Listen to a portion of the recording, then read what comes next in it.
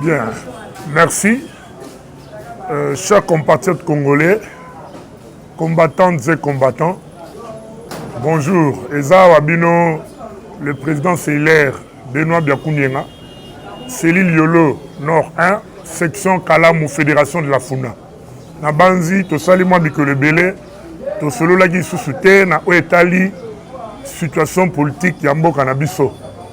Et là, on a échangé sur certaines questions ou certaines informations Oyo et Zali que ça la rage actuellement sur le plan politique. On a Tokolo Belapenza, point à Liboso sur nouvelle alliance Oyo et Zali déjà en fabrication entre l'ex-gouverneur de la province de Katanga, M. Moïse Katumbi, na M. Joseph Kabila Kabange.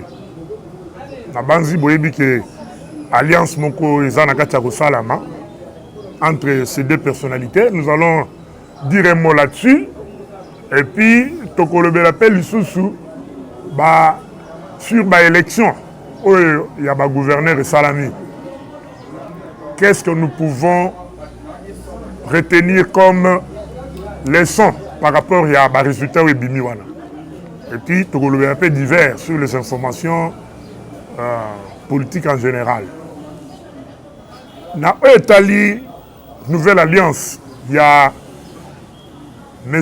Moïse Katumbi, Joseph Kabila Kabange. Je crois que c'est une histoire, c'est une histoire qui date de très longtemps. Les Aguina, on a cessé, et le Salama, on avait déjà des informations.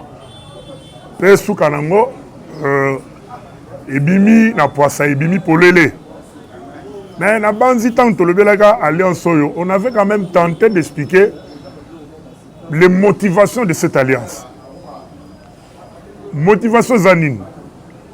C'est après avoir constaté au niveau de l'opposition qu'il n'y avait pas un candidat de taille qui pouvait faire face au président Félix Tshisekedi Tshilombo. C'est alors que les caciques de la FCC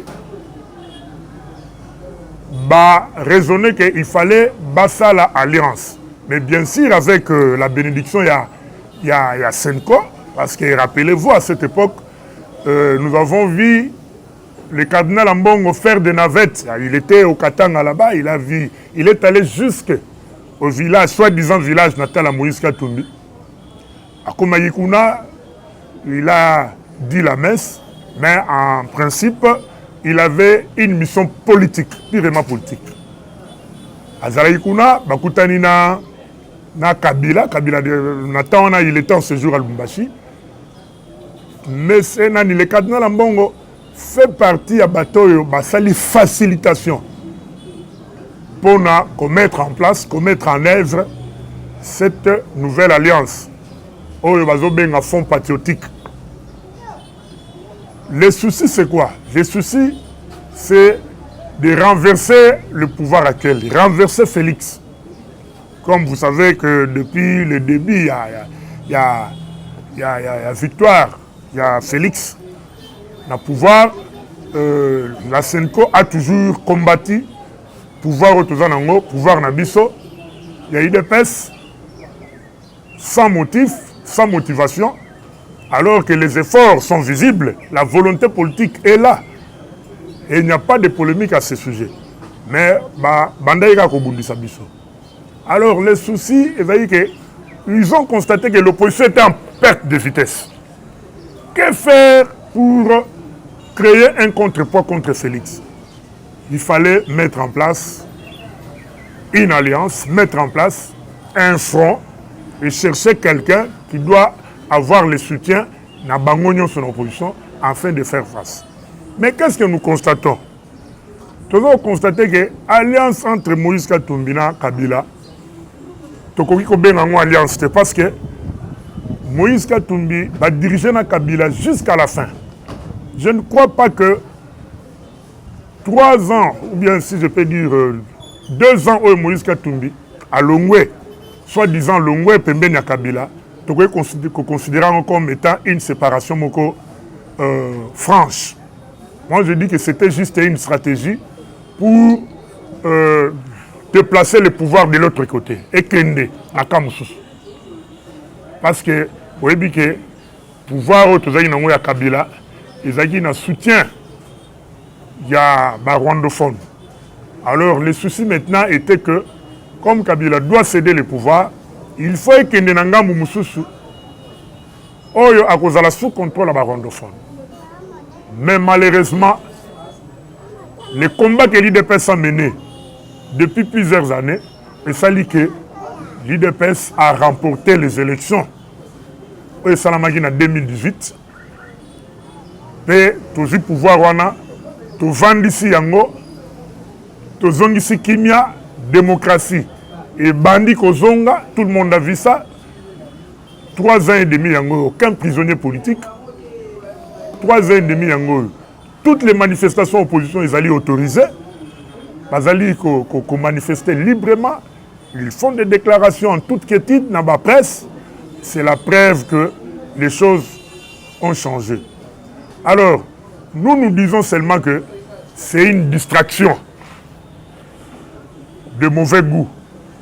Parce que ce qu'on a dit, la revendication, il y a Batouana, soi-disant, front patriotique, dans la manifestation, le vendredi passé, avec une très faible mobilisation, environ, selon le général Kassongo, à peu près 200 personnes. Imaginez-vous, vous en opposition, vous ne réunir pas même 500 personnes, 200 personnes au manifester. Avec quoi comme revendication, Chadari, devant la presse, avait dit que Bazo Lukaba désigné, Balingi Seni Ote, il ne faut pas désigner président Seni par consensus. Ah! Il y a évité ceux qui attirent un texte NIN. Et puis, deuxièmement, Chadari qui dit que la Cour constitutionnelle que nous avons ici n'inspire pas la confiance. Je crois que ils ont n'a pas sa explication à ce sujet. C'est clair que bande qu'on a vu en fond patriotique, basali en perte de vitesse, bazangi stratégie. Ils ont déjà compris que le deuxième mandat de Félix est déjà assuré. Peuple a coupé ça le deuxième mandat pour finir le projet de la réunion à lancé déjà, notamment sur les Gelou, programme de développement 145 territoires et les autres programmes. Parce que tout le monde dit déjà, signaux forts, ils allaient comme on en a. Actuellement, tous les pays sont en plein chantier. Au Kende, na Boende, la grande avenue Mobutu, ils ont déjà travaillé. Bientôt, on va asphalter. Au Kende, na Mbujimaï, avenue Cathédrale, avenue Tchalamouana, un peu partout. Au Kananga, Bukavu. Donc, tous les Congos pour le moment, grâce au projet chez les Gelou, ils sont en plein chantier. C'est la preuve que la volonté politique est allée. Alors, avec le programme de 145 territoires, l'élection gouverneur, nous voyons qu'il faut, peuple comprendre qu'il faut topper sa Félix Tshisekedi, deuxième mandat pour assurer le programme OL. Alors, ces gens ont déjà compris que Tokoko Kanabisote, peuple à Koponabisote, ils ont commencé à chercher, au Tobenga en français, des faux fuyants, la raison à Lukuta. Oh, Topona, président assigné par consensus. Bango, les textes sont clairs en ce qui concerne le choix du président Seni. La loi dit que c'est la société civile, dans sa branche, il y a ma confession religieuse, qui a dans ses attributions le choix, il y a président Seni. Et tout l'anda qui et Salami la transparence Kadima a été élu par la majorité des confessions religieuses et investi par le chef de l'État. Je crois que la procédure a été suivie. Le bureau de Kadima est légal et je ne vois pas pourquoi il faut tokende naba consensus il y a fonds patriotique Bazako Senga. Donc je crois que souci na bango et alinde tokende na dialogue. Comme Bamoni qui na élection ba kokana bango te, abino to provoquer dialogue. À partir du dialogue, Songolo Tom Pakala, à cause de moi, ministère, ainsi de suite, pour avoir un chômage, tu vas mobiliser l'opposition. Alors, tu peux citer un dialogue, pour tous au moins poste. Mais le Kouta, tous les sous Nathan, mais c'est Félix Antoine Tshilombo, est très concentré à développer le pays. Beaucoup qui sont dans dialogue, pour quelles raisons? Ce qui, dans le passé, tout ça, le dialogue, c'est parce qu'il y avait ce qu'on appelle crise institutionnelle. Il y avait crise au sommet de l'État. Et lorsqu'il y a crise institutionnelle, et Sengaka, classe politique et Vanda, et Sololapo, et Bimisa, et décanter le pays dans la crise. Mais pour le moment, il n'y a pas de crise institutionnelle. Toutes les institutions sont là et fonctionnent normalement. Et je ne vois pas en quoi nous pouvons encore aller dans un dialogue qui ne dit pas son nom. Un dialogue sans motif. Donc, nos amis de l'opposition et à fond patriotique sont en perte de vitesse. Ils ne savent plus que faire. Bazangi stratégie. Donc, je demande seulement au peuple congolais de ne pas faire confiance à ces gens. Vous savez qu'ils ont eu 18 ans de règne sans partage. Règne n'a pas été caractérisé dans le détournement des deniers publics, la violation des règles démocratiques, l'enlèvement et puis isoler Bisso sur le plan diplomatique. Voilà les résultats au Kabila, à Tikeli Bisso. Un pays sans infrastructure dans tous les domaines, un pays que nous pouvons considérer comme un sous-continent, mais Tikeli Bisso avec un budget de 4 milliards, environ 5 milliards. Mais les lots, tu as commis déjà dans les 10 milliards en plus, tu as voisiné 11 milliards. Avec ma succès, régie financière, nous pouvons déjà être d'accord que l'année prochaine, nous serons déjà dans les 20 milliards. Moussala ou Salama Penza, Yobo Yango Lobao, et le comment que Salamate, je crois que Eza Kindoki. Donc, au peuple congolais, ne faites pas attention à la grande distraction. FCC, Lamouka, avec ensemble de Moïse Katumbi, Bazana Kacharosala, pour n'a pas distraire Bisso au motif que Tshilombo est dictateur. Dictature en Batialiko définir en côté. Au moment où nous fonctionnons dans un régime où il n'y a plus de prisonniers politiques, tout le monde est protégé par la loi, est protégé par la justice. Dictature donc, en conclusion, na point oyo na golobaka que tolanda distraction na te bato oyo bazal susu na leçon akopesa biso te bazalaki na pays na maboko résultat na bango yalaki ils ont mis ce pays à genoux babomi mboka. Donc M. Chadari, M. Kabila, M. Moïse, ils n'ont pas de leçons à nous donner. Celui qui est à la base du pillage à minéraux na Katanga, c'est Moïse Katumbi. Ça m'étonne pour faire quoi? Les gouvernements, il y a Sama Lukonde, sous le coaching, il y a Félix Antoine Tshisekedi. Tozana Kati a récupéré le carré minier Sozaki à Jekamine, il y a RDC.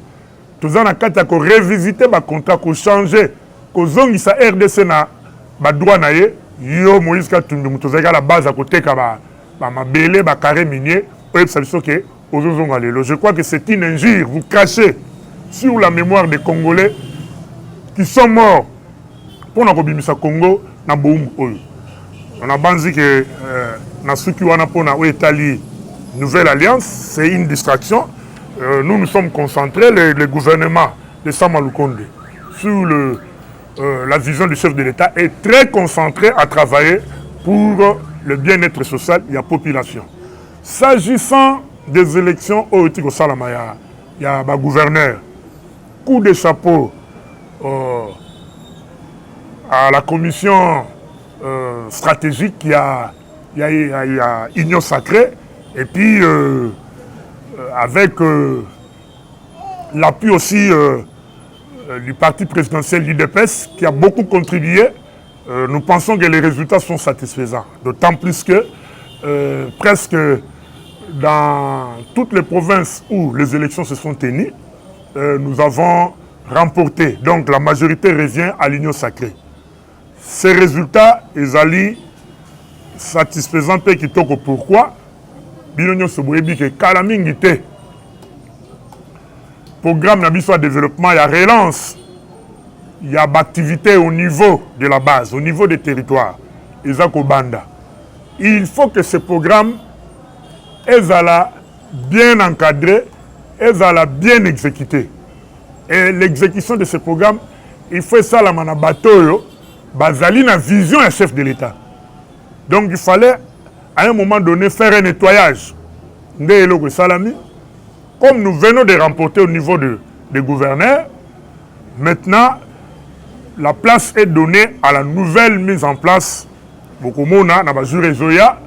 Je n'anticipe pas, mais je vous présente déjà le commandant suprême va procéder à une nouvelle mise en place à niveau territorial. C'est-à-dire, on va essayer de mettre de nouveaux hommes dans l'Italie, bourgmestre, administrateur du territoire, chef de secteur. On va mettre Batuyasika au Bazali dans vision chef de l'État pour permettre, bien sûr, exécution. Il y a programme OYO, il y a 145 territoires. Bon, et puis que programme OYO, toujours j'ai l'envie président Makasi, c'est parce que c'est ça la seule solution au Bimisa RDC na Boumbu, au Tozan na Mosiko, na sous-développement, au Tozan na Mosiko. Parce que grâce à ces programmes, Exode rural et aussi la Nambo Canabiso, grâce à ces programmes, production locale et Komata, grâce à ces programmes, marché Nabiso, il y a des denrées alimentaires, il y a bien moussous, et qu'on a inondé, avec comme conséquence baisse, il y a prix.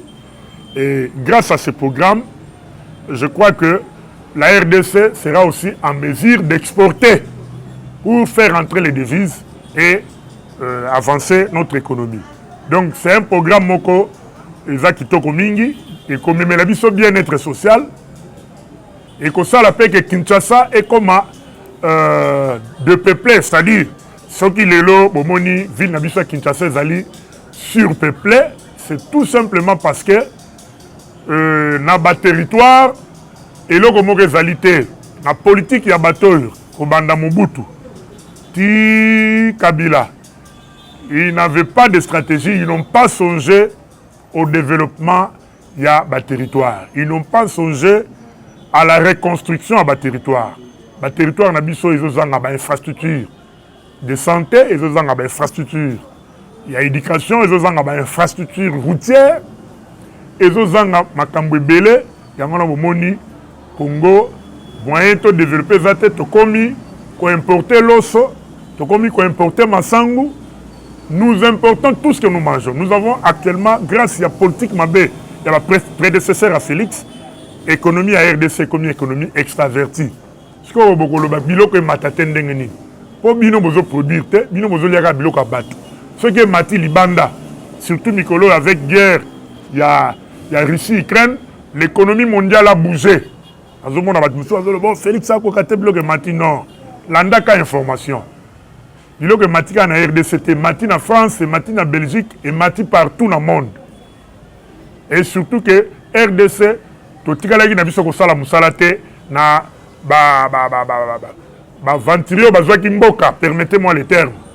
Ils se sont mis à piller le pays, à gonfler leurs poches au détriment de la population congolaise. Et ça dit que nous dépendons maintenant de l'extérieur, même dans les produits de première nécessité. Et l'effort que le président Félix est tenté de faire, c'est de mettre en place ce programme qui va résoudre ma camion sur le Biona. Voilà un peu ce que nous pouvons dire à ce sujet. Donc, avec cette majorité, Igno Sake a remporté l'élection gouverneur, la vision du chef de l'État sera bien appliquée. Et puis, et là, comme ça, on a le bas, et ça, que Tolingi programme moyo échoué. Pour nayango, to sengi sensibilisation, la conscientisation, et ça, la mamakas, na niveau de territoire. Population, que l'État a aligné à intervenir, dans un programme, il y a qu'on relancer le développement dans le territoire, conscientiser, sensibiliser la population. Il y a mis balet au sengi, ça la formation à cadre, les cadres qui seront chargés d'exécuter ce programme, qui vont travailler dans ce projet, ils doivent être bien formés, base à la vision à chef de l'État na mutu na bango. Il y a mis ça tout, Tosengi, na commission, comité, si vous voulez, comité de pilotage, à mettre en place un mécanisme de suivi et de contrôle. Donc, mécanisme de suivi et de contrôle, on a 4e position. 3e position, on a le nouvelle mise en place territoriale. Jamais ce programme sera appliqué avec des administrateurs territoriaux kabylistes. En tout cas, si le bureau de titre pardon, est chef de l'État, il y a le Premier ministre Azolandangaï, condition sine qua non pour la réussite.